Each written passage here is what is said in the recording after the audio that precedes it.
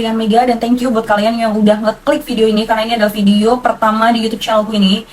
Buat kalau misalkan kalian suka ataupun tertarik sama video atau channelku ini, kalian bisa like dan subscribe, dan silahkan nyalakan tombol lonceng kalian supaya setiap aku update video kalian akan mendapatkan notifikasinya, dan share ke teman-teman kalian supaya teman-teman kalian ikut gabung di YouTube channelku ini dan kalian akan menjadi salah satu dari orang-orang pertama yang menyaksikan berkembangnya YouTube channel ini. Oke guys, di video kali ini gue mau membahas suatu kasus yang pernah viral, bahkan mungkin sampai sekarang juga masih viral. Kalau misalnya kalian masih ingat, adalah kasus tentang Ferdy Sambo.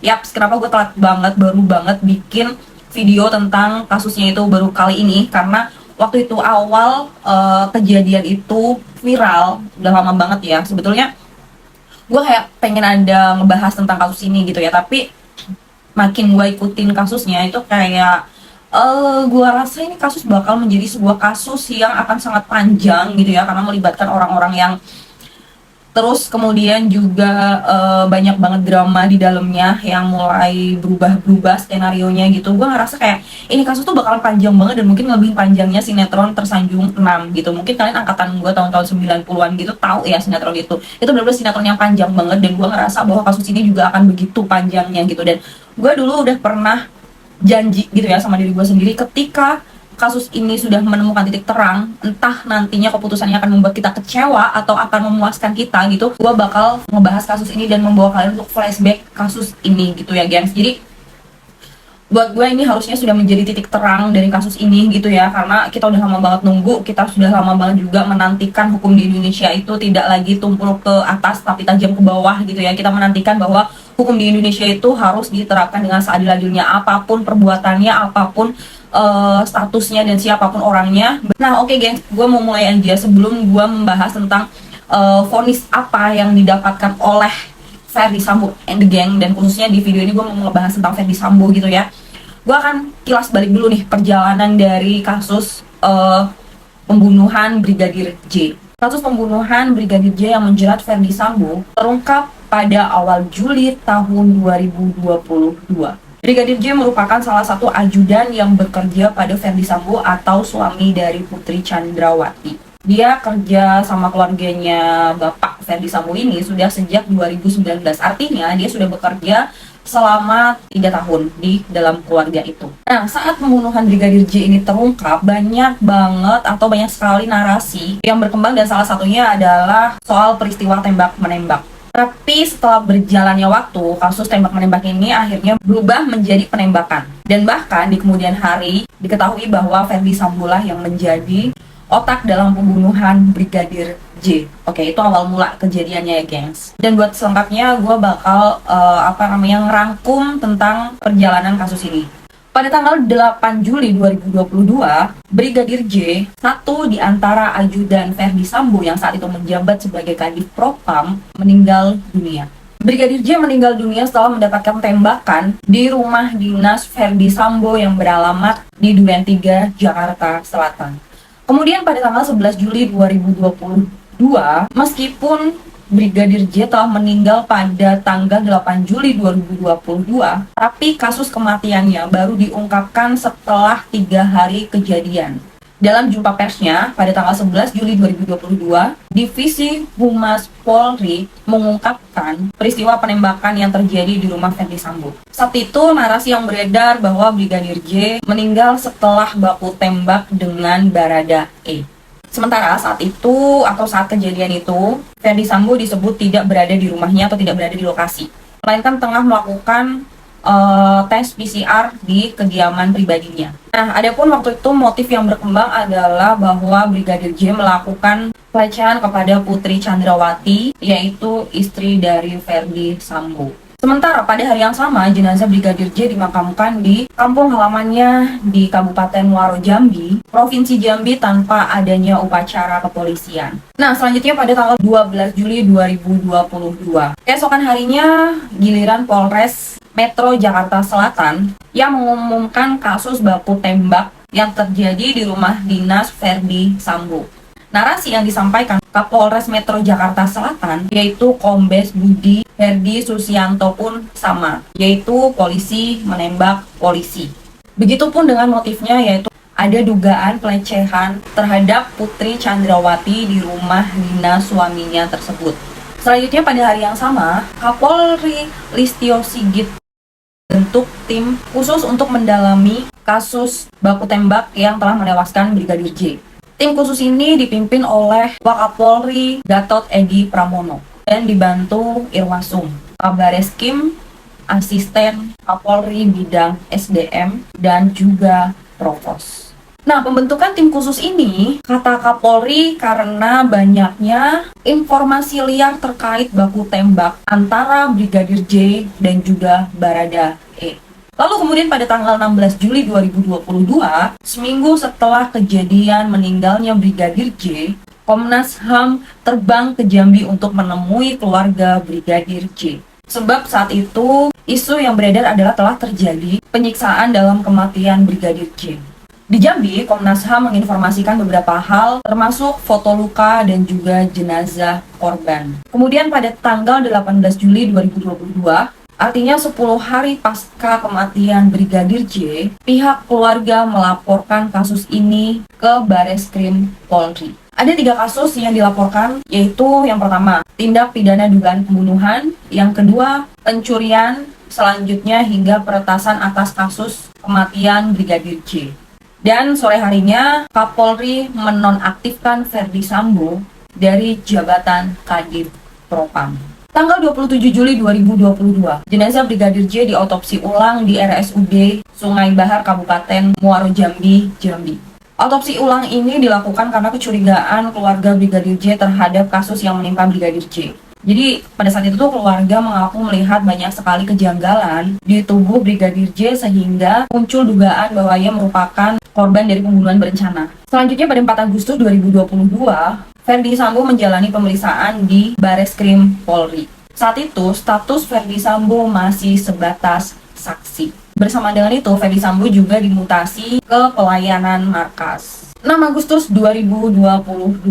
Setelah dicopot dan juga dimutasi, Ferdi Sambo ditahan di Makobrimob Kelapa II, Depok. Penahanan ini terkait adanya dugaan pelanggaran kode etik yang telah dilakukan oleh Ferdi Sambo terkait pengambilan CCTV. Di mana kalau misalkan ada kasus di mana di situ ada CCTV, biasanya itu adalah menjadi bukti yang sangat kuat, tapi pada saat itu telah dihilangkan.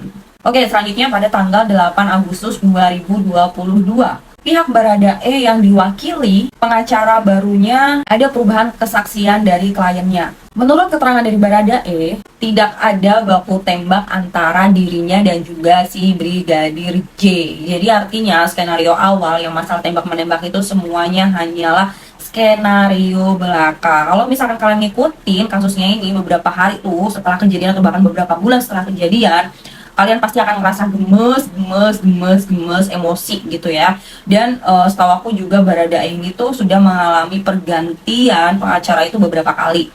Dan terungkapnya atau kesaksiannya ini berubah ketika waktu itu pengacaranya kalian tahu sendiri lah ya, kalau misalkan kalian mengikuti gitu ya. Kesaksian terbaru dari Barada E ini otomatis merubah semua narasi baku tembak yang selama ini sudah berkembang. Dan Barada E juga di sini mengakui bahwa pelaku penembakan lebih dari 1 orang. Dan ia mendapatkan perintah dari atasannya untuk menembaki Brigadir J. Gitu gengs, dari kesaksian Barada E yang berubah gitu. Kemudian pada tanggal 9 Agustus 2022, Ferdi Sambo resmi ditetapkan sebagai tersangka dalam kasus kematian Brigadir J. Pengumuman status Ferdi Sambo saat itu resmi diumumkan oleh Kapolri Jenderal Listio Sigit Purnomo. Kapolri Jenderal Listio mengungkapkan bahwa tidak ada insiden tembak-menembak di rumah dinas Ferdi Sambo, yang artinya adalah yang terjadi itu penembakan. Dan peran Ferdi Sambo dalam kasus ini adalah menyuruh Barada E dan kemudian membuat skenario seolah-olah terjadi baku tembak. Nah, selanjutnya pada tanggal 11 Agustus 2022, Ferdi Sambo menjalani pemeriksaan perdananya sebagai tersangka selama 7 jam di Makobrimob.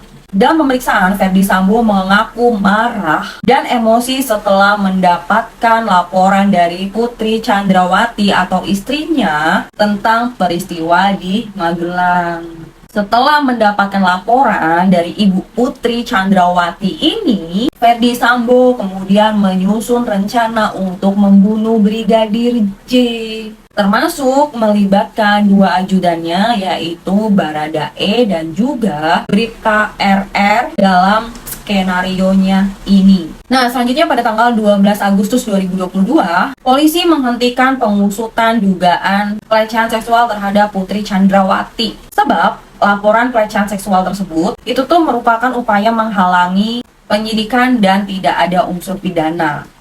Pada tanggal 26 Agustus 2022, Ferdy Sambo menjalani sidang Komisi Kode Etik Polri untuk memutuskan hasilnya di Polri. Dalam sidang yang berlangsung sejak tanggal 25 Agustus 2022 hingga 26 Agustus 2022, diputuskan bahwa Ferdy Sambo dipecat atau pemberhentian secara tidak hormat. Puas banget gak sih waktu itu kalian nonton bahwa dia dipecat, tapi masih ada rasa was-was juga nih kita sebagai penonton ya waktu itu, bahwa selanjutnya perjalanannya akan seperti apa gitu, karena motifnya itu bener-bener kayak tersembunyi banget, nggak pernah tampil di awak media ataupun secara publik bahwa motif dia melakukan ini tuh apa, sehingga perjalanannya itu masih panjang banget gitu ya.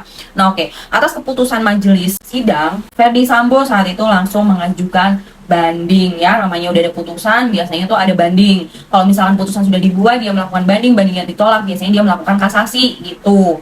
Nah, pada tanggal 30 Agustus 2022, Ferdy Sambo menjalani rekonstruksi di rumah dinasnya yaitu di Duren 3. Nah, adegan rekonstruksi di rumah dinasnya memperlihatkan bahwa Ferdy Sambo ikut menembak Brigadir J. Bagus banget gak sih waktu itu ketika kalian tahu bahwa Ferdy Sambo juga melakukan penembakan gitu ya. Jadi artinya dia gak cuma nyuruh Baradae untuk melakukan penembakan ataupun yang waktu itu yang dibilangnya adalah kasus tembak menembak, ternyata di sini adalah Brigadir J itu didor, dan termasuk si Ferdy Sambo ini juga ikut mengeksekusi Brigadir J.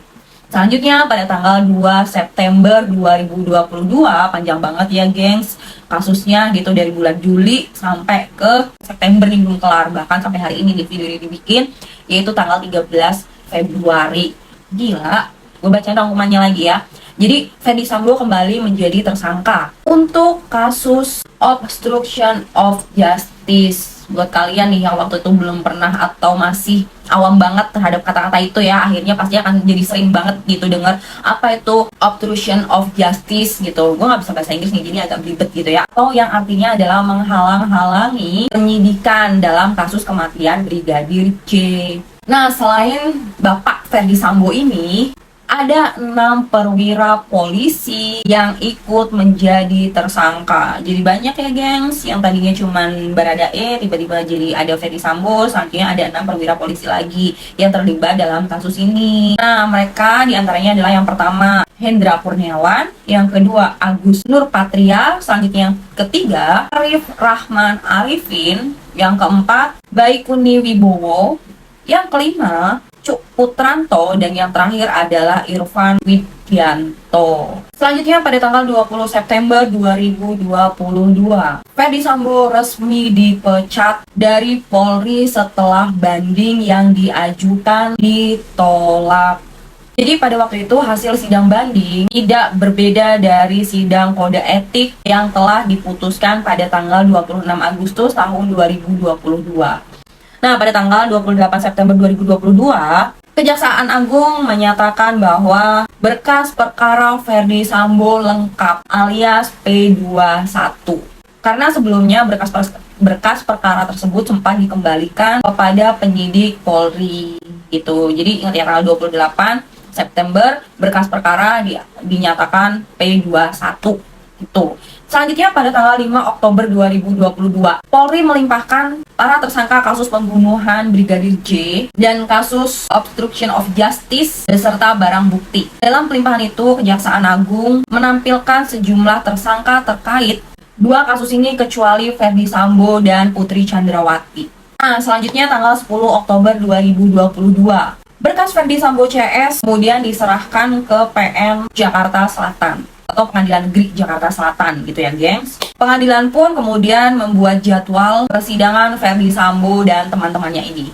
Adapun jadwal sidangnya itu dibuat berbeda, gengs, antara para tersangka ini gitu. Nah, pada tanggal 17 Oktober tahun 2022, Ferdi Sambo, Putri Chandrawati, Ricky Rizal, dan juga Kuat Ma'ruf menjalani sidang perdana dalam kasus pembunuhan Brigadir J. Agenda sidang perdana mereka adalah pembacaan dakwaan oleh jaksa. Waktu itu sempat ramai juga sih, gue juga ngikutin, tapi lama-lama kayak males gitu, karena motifnya tetap aja nggak ketemu gitu loh. Terus pada tanggal 17 Oktober 2022 sampai dengan Januari 2023, ini udah gue ringkes aja ya perjalanannya karena emang panjang banget, sampai waktu itu banyak banget drama antara hakim sama Susi, antara si ini sama si ini gitu. Kalian pasti kalau misalkan kalian mengikuti gitu ya, kalian tuh kayak gemes-gemes lucu gimana gitu ya. Cuman kayak gue tetap menantikan apa ini putusannya dan apa ini vonisnya dan juga apa nih motifnya gitu. Meskipun sampai sekarang kita udah tahu putusannya, tapi motifnya sendiri tuh belum secara gamblang gitu ya, gengs. Nah, di tanggal tersebut para terdakwa ini menjalani rangkaian sidang di PN Jakarta Selatan, mulai dari pemeriksaan saksi-saksi, ahli dan juga alat bukti, hingga pembacaan tuntutan, pledoi, replik dan juga duplik gitu. Tapi pada tanggal 29 Desember nih 2022, di tengah persidangan yang sedang dihadapi saat itu, Ferdi Sambo menggugat Bapak Presiden Joko Widodo, atau Pak Jokowi ini digugat nih sama si Ferdi Sambo, dan juga menggugat Kapolri ke Pengadilan Tata Usaha Negara atau biasanya disingkat menjadi PT-UN DKI Jakarta. Gugatan tersebut dilayangkan karena Ferdi Sambo tidak terima dia dipecat dari Polri. Nah, dalam hal ini tergugat satu adalah Bapak Jokowi, sedangkan Kapolri menjadi tergugat dua. Namun sehari kemudian gugatan tersebut dicabut. Selanjutnya pada tanggal 17 Januari 2023, dalam sidang ini Ferdi Sambo mendengarkan tuntutan jaksa. Nah, jaksa waktu itu menuntut Ferdi Sambo agar dihukum seumur hidup.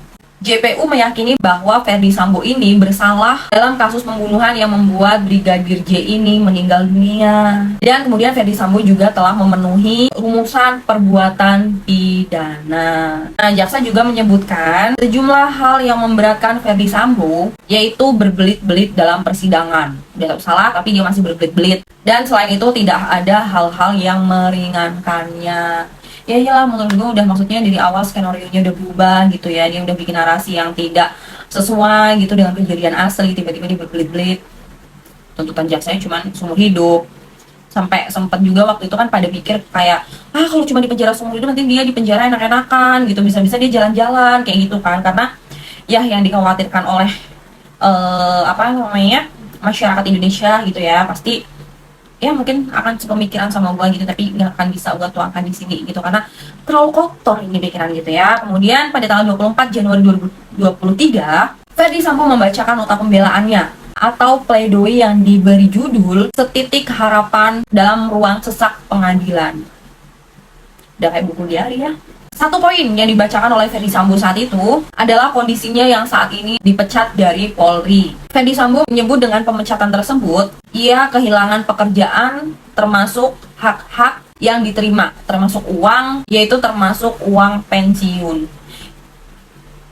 Dia tuh cuma kehilangan pekerjaan dan juga hak uang pensiun. Lu gila, lu udah ngehilangin nyawa orang gitu ya. Ini yang dihilangin adalah nyawa, bukan hak-hak uang pensiun lagi. Ini udah hak untuk hidup gitu ya yang lu hilangin, dan lu membacakan pakai ada judulnya pula gitu ya. Terus lagi di sini Ferdi Sambo itu curhat bahwa dia telah kehilangan sumber penghidupan bagi dirinya dan juga keluarganya atas pemecatan tersebut. Masih dari pledoinya itu, Ferdi Sambo juga memamerkan sejumlah prestasi yang pernah diraih oleh dirinya. Mantan Kapolres Purbalingga itu juga memamerkan sejumlah prestasi yang pernah diraih. Di antaranya adalah dianugerahi penghargaan Bintang Bayangkara Pratama oleh Presiden RI. Ferdi Sambo lantas melanjutkan juga bahwa dia pernah mendapatkan 6 pin dari Kapolri karena perannya dalam ikut serta mengungkap sejumlah kasus penting dalam kepolisian. Nah, selanjutnya pada tanggal 13 Februari 2023 atau tepatnya hari ini, Gue tadi tuh sampai merinding banget baca beberapa artikel. Bukan artikel sih, maksudnya baru judul gitu ya. Gue kan lagi hektik banget sama kerjaan gitu. Tiba-tiba gue ngeliat story teman gue bahwa putusan pada tanggal 13 Februari ini, setelah menjalani rangkaian persidangan, Ferdy Sambo kini dijatuhi vonis hukuman mati. Menjatuhkan pidana kepada terdakwa tersebut oleh karena itu dengan pidana mati. Apa lega banget gitu setelah perjalanan panjang yang dihadapi oleh masyarakat Indonesia gitu ya, kayak mempertaruhkan gitu kepercayaan kita terhadap kepolisian Republik Indonesia ini gitu. Apakah Brigadir J akan mendapatkan keadilan gitu ya? Akhirnya vonis hari ini Ferdy Sambo divonis hukuman mati. Jadi kayak gua ngebaca berita dan ngebaca artikel-artikel yang ada di internet tuh kayak merinding gitu, dan janji gue laksanain gitu untuk ngebahas kasus ini yang udah lama banget dibahas. Dan gue berdoa buat almarhum Brigadir J ya, Yosua Huta Barat gitu, supaya tenang di sisi Tuhan, meskipun cara gamblangnya gitu ya, motifnya kita belum pernah tahu apa gitu, tapi kita mendoakan atas putusan ini, semoga putusan yang dibuat ini benar gitu.